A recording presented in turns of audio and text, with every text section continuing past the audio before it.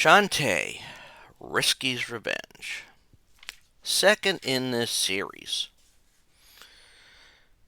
This was released in 2010 as what they called it DSWare. Or DSWare, I should say. And set after the first game. This was proof that I guess Nintendo tried to get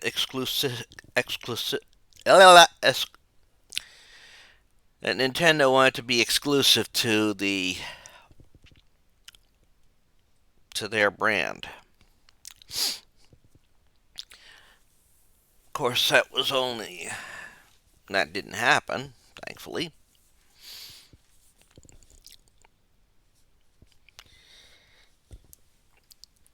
And it's the second of her adventures, and set pretty much after the first game.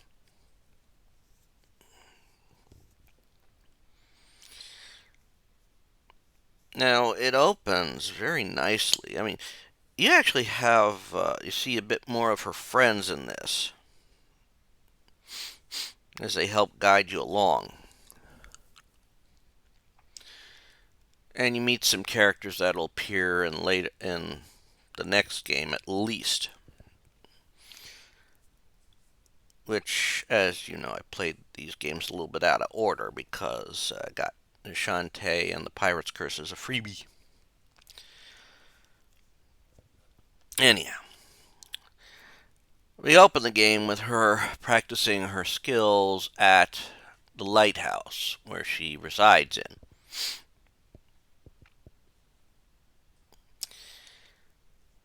And after that, heading off to the Relic Hunters Expo, where her uncle Mimic is supposed to present something.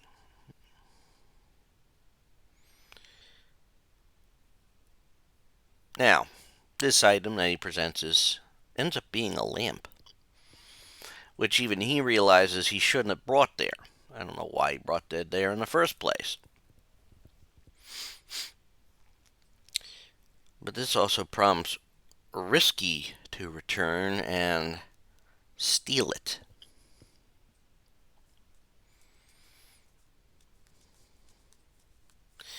Of course, this makes the mayor angry, fires her once again, and begins our quest because Mimic tells us that in order for it to work, there are 3 magic seals that must be gathered, and they're held by 3 barons in the land. Those being Squid Baron, Ammo Baron, and Hypno Baron. Which, I'll be honest, I haven't seen Hypno in any other game yet. And so Shantae must basically claim these seals before Risky can.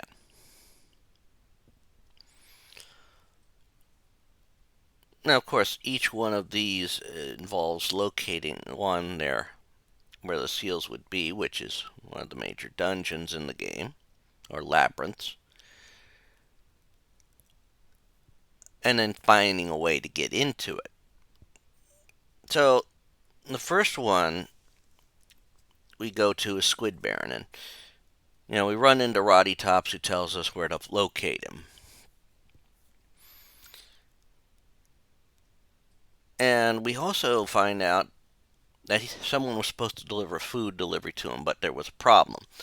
Their dog went missing, which is what Roddy found. So, take the dog back, do all this, get the food to, quote, deliver to Squid Baron. Of course, when Shantae asks about the seal, he pulls a so-called dine and dash, which is literally in his own place, so Shantae must head around. I should note that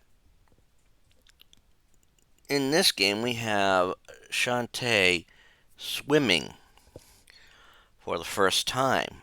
And actually, a form she can transform into can, swim as well, which is a surprise. At least to me, it was a surprise. So, as she works her way and finally comes across Squid Baron and beats him and gets the first seal. And as you know from when I played through, if you saw that, the pirate's curse, he ends up showing up over and over again. Not entirely evil, so to speak. We'll also get to that later. Well, after that, we find out that the mayor is determined to recoup some losses and all that. Decides to give the town over to Ammo Baron. And hence we're supposed to take that over to him, take the deed over to Ammo Baron. The desert's its own little maze, so we have to go through all that, find the right way, and also, we don't fight Ammo Baron, which is kind of amazing. Actually, we do deliver the deed. We get a passport, which also allows us into his battle tower, a place run by Joe, or manned by Joe. Barracuda Joe. He shows up in the Pirate's Curse.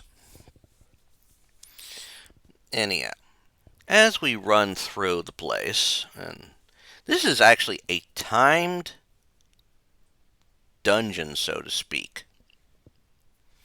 where you can, every time you clear a level, you can add time to your timer. And you have to go through like about 12 levels before you finally reach the top and can get the seal. Actually, clearing it a second time allows you to also get the magic jar, the last of the magic gem, which, that's one thing. In order to get everything you need, you have to locate all these magic jams to get all the special power-ups and that you need. This was the one I missed, and some of these magic jams to acquire are very tricky.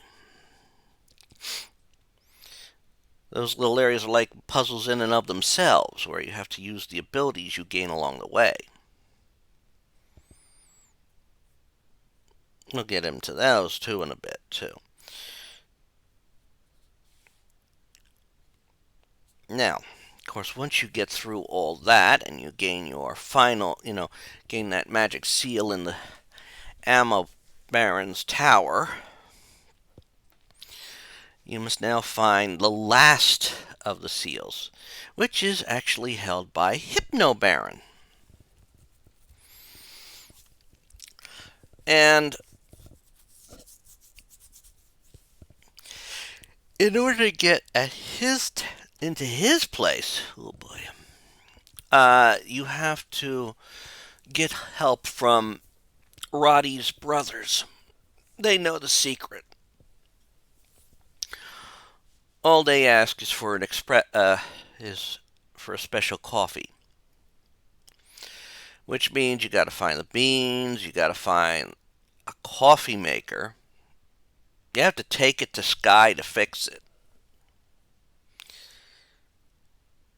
Apparently, she's more skilled at fixing it than Bolo would be. I mean, let's face it, Bolo can't tell left from right sometimes.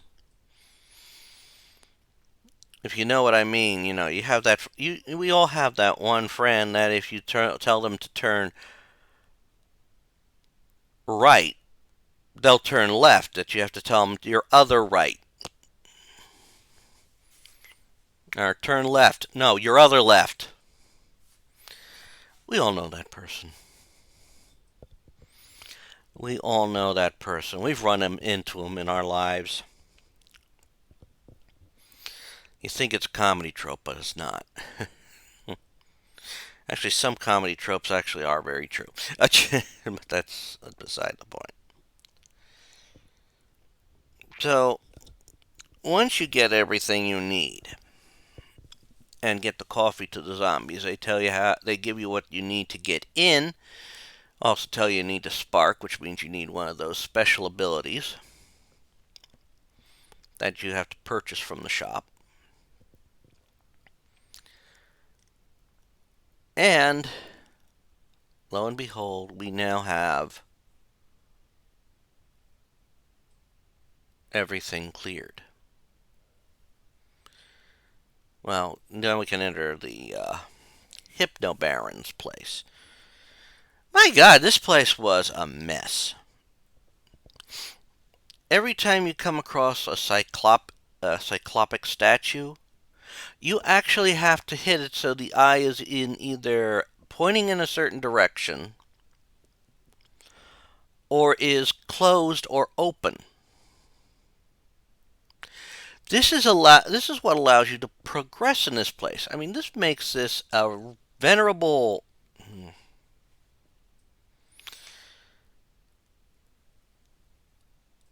It's a maze, literally. So now you are working your way through this place, getting what you need to progress.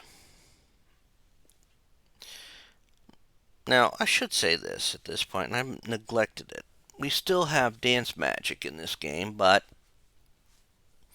it's a lot simpler.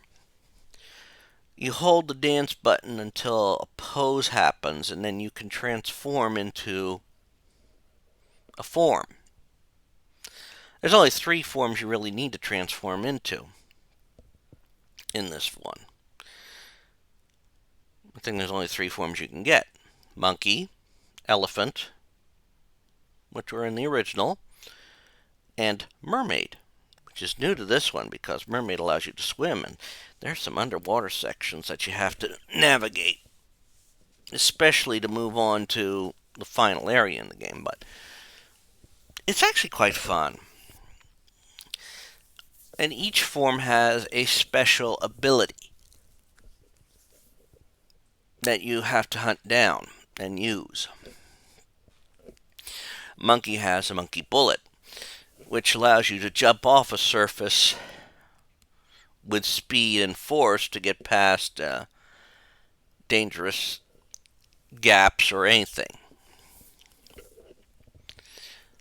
Elephant has this stomp that can literally break rocks even above you. And mermaid form has this power up that allows you to fire while weapons in or attack in that mermaid form. And it's a powerful attack that can destroy blockades. You get the last form while in Hypno's place. Eventually, you will get to Hypno, and he sort of taunts you a bit and takes on Mimic's form, trying to taunt you that even your loved ones keep secrets from you. Which, in this case, Mimic did keep a secret from us. That one's going to be revealed in a bit. Anyhow, after successfully beating Hypno Baron and learning the pattern of his attacks and all that,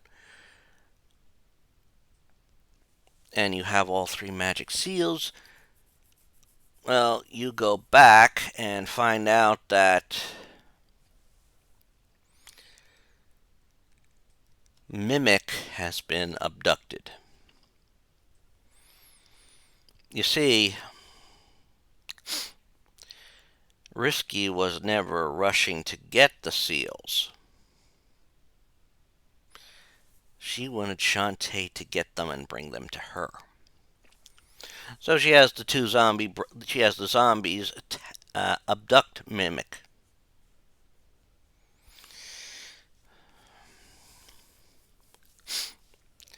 This is why you addressed them about in the 3rd game. Anyhow, or they have a little lecture with you helping Risky in the 3rd game.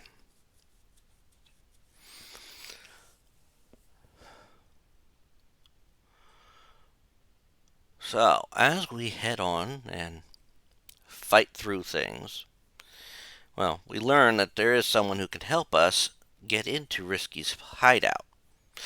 And that's Squid Baron.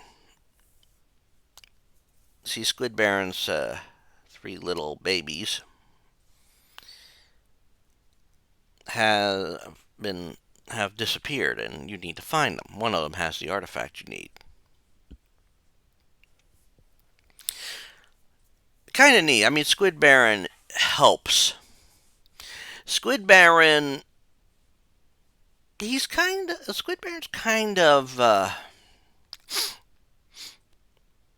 guess the best way to put it is frenemy. After the whole first thing you do, I mean, I think Squid comes back in in further games as a boss or a mid-boss. I mean, we have a little third wall break and fourth wall break in third games where they're saying that their job in life is to be a mid-level boss that you must face. Kind of proud about that too. Anyhow, once you find the babies and you get the mermaid power, as well as any other add-on and finding all those magic gems to get all those special attacks, you then head into Risky's place. And this area is challenging, and you have 2 save points, or fast travel points too, on your way through.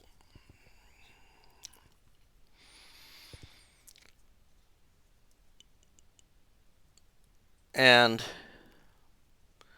as you work your way through all of that, you eventually come face to face with Risky, who reveals the secret of the lamp.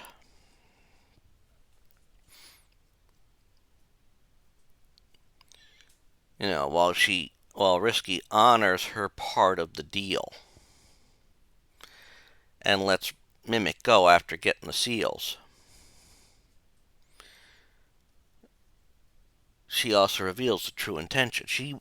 The lamp can enslave a genie. But as Shantae is half genie, what it ends up doing is stealing all of Shantae's powers and creating an obedient evil genie. It looks like Shantae.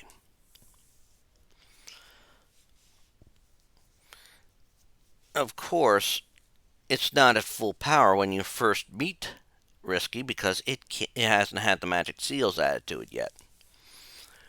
And so Risky has her, mechanized robotic boat fight you.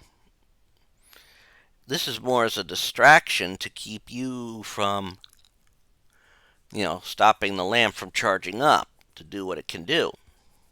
And then you have to fight the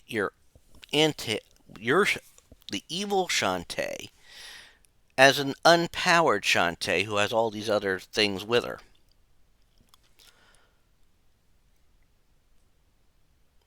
And let's face it, you have to get some of these things as you're playing the game. It's the only way to progress in the game. So, you are fighting. You're doing the stereotypical evil twin battle. Of course, once Shantae does that and successfully defeats her evil version, causing her to now not have magic for the time being, she gains it back in Pirate's Curse. You should know that. She's now a non-genie. Of course, there's questions like, how is it my hair still, how it is? Maybe it's different magic.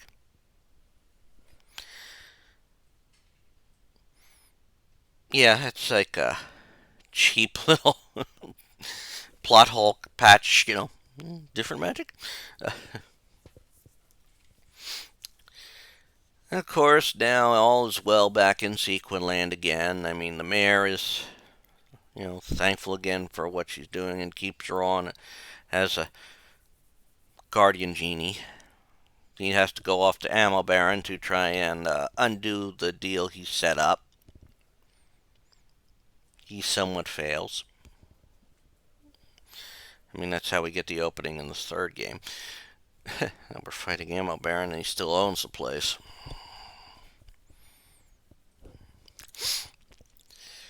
Her friends offer to help her, because that's what friends do. All in all, things end up as well as they can be. And we get our ending. This was designed with the DSI in mind, so I kind of like some things about this because everything, the town seemed more layered in this one. Of course, this was because they utilized jump points to go between the different planes of certain areas. I mean, you see it in the town, you see it in the forest area, which is kind of a neat thing because when you think about it, you actually could see some characters in farther in, can't interact with them, but then you get an idea of what you're coming across in those areas behind you, not necessarily in front of you. But it gives each of those areas a nice layered look. I can't argue about that. That was beautiful. And you had your war points, which were this time statues with a squid on top of them.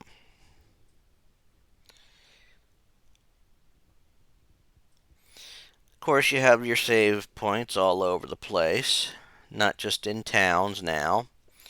Save points in dungeons. Save dudes all over the place.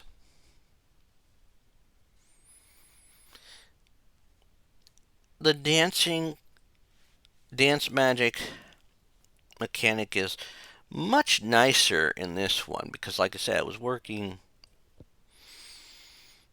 It wasn't limited to inputting a combination in a time situation. So this got those mechanics ironed out. I mean, let's face it, when Shantae came out, it was pretty much limited to what the Game Boy Color had to work with, which was just an A, B button, start, select, and of course your D-pad. And of course they put it on, it was one of those that could also run on the Game Boy Advance, but you have to remember what you're limited to.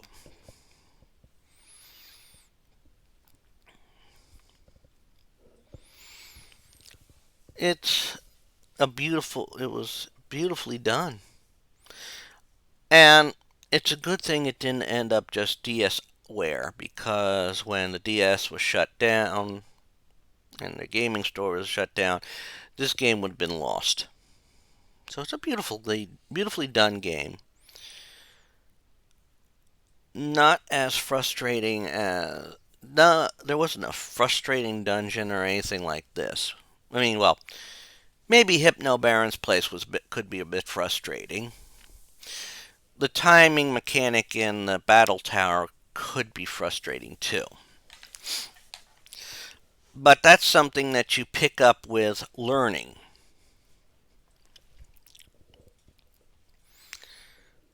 Sometimes you have to repeat it multiple times.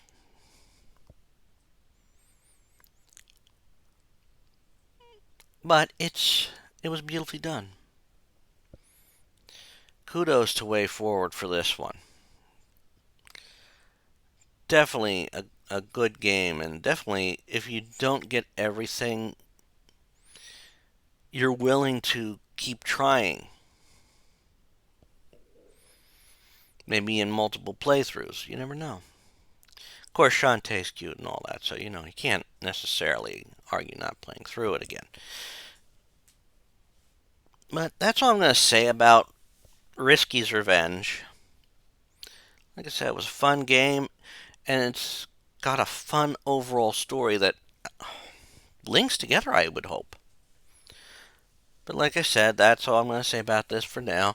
Hope you enjoyed listening to me talk about about Shantae Risky's Revenge, and I hope you check the game out for yourself. Bye, all.